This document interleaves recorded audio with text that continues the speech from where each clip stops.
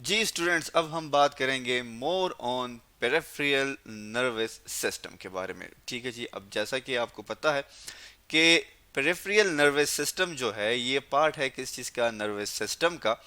ठीक है जी। और ये जो है हमारे पास, इसमें हमारे पास मौजूद है नर्व। ठीक है जी, हम यहाँ लिख लेते हैं दैट इज नर्व, प्लस हमारे पास इसमें मौजूद है गैंग्लियन। ठीक है जी। इसके अलावा अगर हम बात करें तो आपको पता भी है कि हमने पिछली वीडियो में भी डिस्कस किया था कि नर्वस सिस्टम का एक दूसरा पार्ट भी है जिसको हम कहते हैं सेंट्रल नर्वस सिस्टम। ठीक है जी। ये सेंटर में होता है और ये सेंट्रल नर्वस सिस्टम जो है ये बॉडी के साथ इस पेरिफेरल नर्वस सिस्टम के थ्रू कनेक्टेड होता है।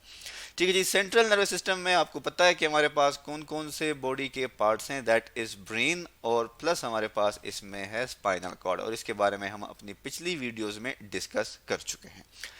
तो पेरिफेरल नर्वस सिस्टम के बारे में जैसा कि हम अपनी पिछली वीडियो में बता चुके हैं कि इसके दो पाथवे होते हैं। ठीक है जी। क्यों? क्योंकि ये सेंट्रल नर्वस सिस्टम जो है ये इस पेरिफेरल नर्वस सिस्टम के थ्रू बॉडी के साथ कनेक्ट होता है। तो एक है इसका सेंसरी पाथवे, एक है इसका मोटर पाथवे। सेंसरी पाथवे में हमने ये पढ़ा था कि ये क्या करता है कि सेंसेशन कॉज करता है। ठीक है जी। क्या है कि जितने भी रिसेप्टर्स हैं, जितने भी इंफॉर्मेशन है बॉडी से, वो लेके जाता है towards the central nervous system. फिर सेंट्रल नर्वस सिस्टम से जो अगेन हमारे पास ये क्या है, नर्व से बना हुआ है, यही नर्व सेंट्रल नर्वस सिस्टम से दोबारा अपने बॉडी में आती हैं, आपके बॉडी के डिफरेंट पार्ट्स की तरफ आती हैं। तो वो आती है मोटर, हमारे पास जो मोटर पाथवे है उसके थ्रू आती है। तो उस मोटर पाथवे जो कि इस पेरिफेरल नर्वस सिस्टम का हिस्सा है उसको हम अगेन डिवाइड कर देते हैं दो पार्ट में। एक को हम कहते हैं सोमैटिक नर्वस सिस्टम और एक को हम कहते हैं autonomic nervous system. Somatic nervous system के बारे में भी हम अपनी पिछली वीडियो में बता चुके हैं कि ये बेसिकली क्या करता है, वॉलेंट्री कंट्रोल्स, जैसे कि आपके स्केलेटल मसल्स की मूवमेंट होती है, जब आप चाहें तो आप मूव कर सकते हैं, एक जगह से दूसरी जगह जा सकते हैं, और जब आप चाहें खुद को रोक सकते हैं, मूवमेंट नहीं कर सकते। ठीक है जी। तो ये आपके कंट्रोल में है। ठीक है जी। वॉलेंट्री है, आपके मर्जी के मुताबिक है। लेकिन कुछ इस तरह के हमारे पास मूवमेंट्स होती हैं जो कि ऑटोनोमिक नर्वस सिस्टम के अंदर आती हैं, उसको हम कहते हैं इनवॉलेंट्री मूवमेंट्स। ठीक है जी।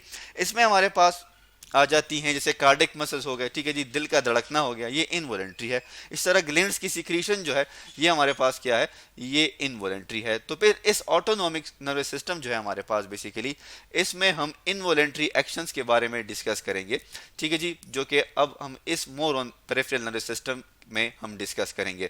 तो अब जैसा कि आपको पता है कि ऑटोनोमिक नर्वस सिस्टम जो है ये इनवॉलेंट्री है। तो इस इनवॉलेंट्री जो हमारे पास मूवमेंट है इसको अगेन हम दो हिस्सों में डिवाइड कर देते हैं। एक को हम कहते हैं सिंपैथेटिक नर्वस सिस्टम और एक को हम कहते हैं पैरासिम्पैथेटिक नर्वस सिस्टम। अब जैसे कि आप देख सकते हैं कि सिंपैथेटिक नर्वस सिस्टम में हमारे पास एक्शन और स्ट्रेस, ये वर्ड यूज किया गया है। ठीक है जी। मतलब क्या है कि यहाँ पर हमारे पास जो सिचुएशन होगी वो इमरजेंसी की होगी। ठीक है जी। मतलब क्या, या हम लड़ेंगे या हम भागेंगे।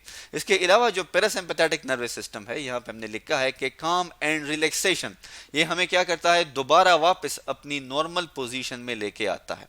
तो हम इसके बारे में डिस्कस करते हैं कि ये पैरासिम्पैथेटिक नर्वस सिस्टम और सिंपैथेटिक नर्वस सिस्टम ये हमारे बॉडी में किस तरह फंक्शन परफॉर्म करते हैं। आप अपनी स्क्रीन पे एक डायग्राम देख सकते हैं जिसमें हम डिस्कस करेंगे कि सिंपैथेटिक नर्वस सिस्टम और पैरासिम्पैथेटिक नर्वस सिस्टम में हमारे बॉडी पे क्या क्या इफेक्ट होते हैं। तो सिंपैथेटिक नर्वस सिस्टम जो है हमारे पास, ये कब जो है एक्टिवेट होगा, तो ये हम कहते हैं कि जब हम इमरजेंसी के सिचुएशन में होते हैं तो तब हम क्या करते हैं, ये हमारे बॉडी में इफेक्ट करता है। ठीक है जी। तो जब इमरजेंसी की सिचुएशन होगी तो फिर आपके पास दो पॉसिबिलिटीज होती हैं, या तो आप फाइट करेंगे या आप फ्लाइट करेंगे। मतलब क्या है कि या आप उस जगह को छोड़ के चले जाएंगे या आप उन हालात का मुकाबला करेंगे। तो हम इसकी एग्जांपल ले लेते हैं। आप अपनी स्क्रीन पे एक डायग्राम देख सकते हैं कि इसमें हम डिस्कस कर रहे हैं दैट इज द ब्रेन। ये जो पार्ट आपको नजर आ रहा है ये ब्रेन का है, और ये जो ब्रेन से एक लाइन सी निकली है ये हमारे पास क्या है, दैट इज स्पाइनल कॉर्ड। तो ये स्पाइनल कॉर्ड के थ्रू हम इसको जो है ब्रेन को कनेक्ट करते हैं बॉडी के डिफरेंट पार्ट्स के साथ। और ये जो लाइन आपको नज़र आ रही है, हम इसको सिंप्लीफाई कर लेते हैं कि ये हमारे पास वो नर्व हैं जो कि क्या कर रही है, जो कि बेसिकली अपने रिस्पेक्टिव ऑर्गन्स की तरफ जाती हैं और इंफॉर्मेशन लेके आती हैं। तो जब आप इमरजेंसी के सिचुएशन में होते हैं या लड़ने या भागने की कंडीशन में होते हैं, तो आपकी आइज़ जो है वो क्या हो जाती हैं, आपका जो प्यूपल है वो डायलेट हो जाता है। ये क्या है जी, आपको ये ग्रीन कलर का जो स्ट्रक्चर नज़र आ रहा है, दैट इज़ प्यूपल। वो आप देख सकते हैं कि वो कितना एक्सपेंड हो गया। आपने देखा भी होगा कि जब कोई गुस्सा करता है या गुस्से में होता है तो उसकी आंखें जो हैं वो, हम कहते हैं ना, उसकी आंखें आंखें निकल गई हैं, ठीक है जी, आंखें निकाल रहा है, गुस्सा कर रहा है। तो क्यों? कि उसका प्यूपल जो है वो डायलेट कर लेता है। इसके अलावा आपने देखा भी होगा कि जब आपको गुस्सा आता है या आप जब भागने लगते हैं तो आपके लंग्स जो हैं वो रिलैक्स हो जाते हैं, ठीक है जी। इसका मतलब क्या है कि आपका जो ब्रीथिंग रेट है वो बढ़ जाएगा, ठीक है जी।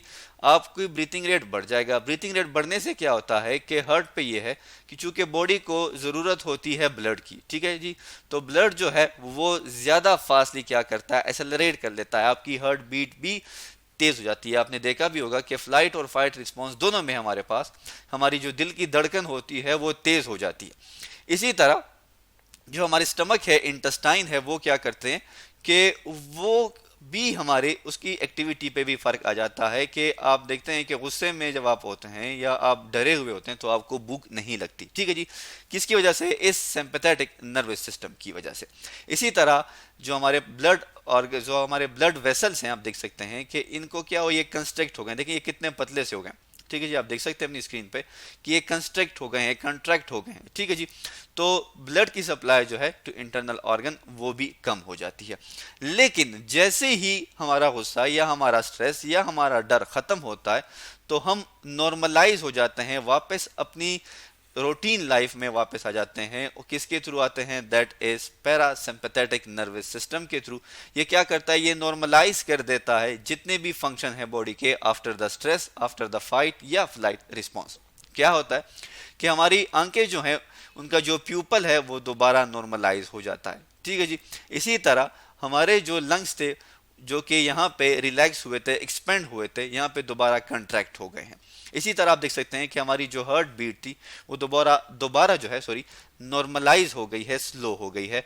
और हमारी जो स्टिमुलेट हो जाए ये एक्टिविटी किस चीज़ की? हमारी स्टमक की और प्लस हमारे इंटेस्टाइन की, कि हमें दोबारा से भूख लगनी शुरू हो जाती है। और आप देख सकते हैं कि हमारे जो ब्लड वेसल्स हैं वो डायलेट हो जाते हैं, दोबारा अपनी पोजीशन पे वापस आ जाते हैं। तो इस तरह ये सिंपैथेटिक नर्वस सिस्टम जो है और पैरा सिंपैथेटिक नर्वस सिस्टम, ये साइड बाय साइड हमें किस तरह फ्लाइट और फाइट के रिस्पॉन्स देते हैं, और दोबारा जब हमारे ये रिस्पॉन्सेस ख़त्म हो जाते हैं तो किस तरह हम नॉर्मलाइज हो जाते हैं। और ये हमारे पास किस में आता है? ये जी हमारे पास ऑटोनोमिक नर्वस सिस्टम में आता है। और अगर आप देखें तो हमने ये कहा है कि ये हमारे पास इनवॉलेंट्री एक्शन होते हैं। जब आप गुस्से में होते हैं या इमरजेंसी की सिचुएशन में होते हैं तो आप अपने आप को कंट्रोल नहीं कर सकते, ठीक है जी। उस टाइम आप कॉन्शियस कंट्रोल या इनवॉलेंट्री एक्शन जो होते हैं वो आपके कंट्रोल में नहीं होते, और आप जो है अपने आप को कंट्रोल नहीं कर सकते। कंट्रोल फिर आप कैसे करते हैं? इस पैरासिम्पैथेटिक नर्वस सिस्टम के थ्रू हम दोबारा नॉर्मलाइज हो जाते हैं। तो आज हमने पढ़ा more on peripheral nervous system के बारे में।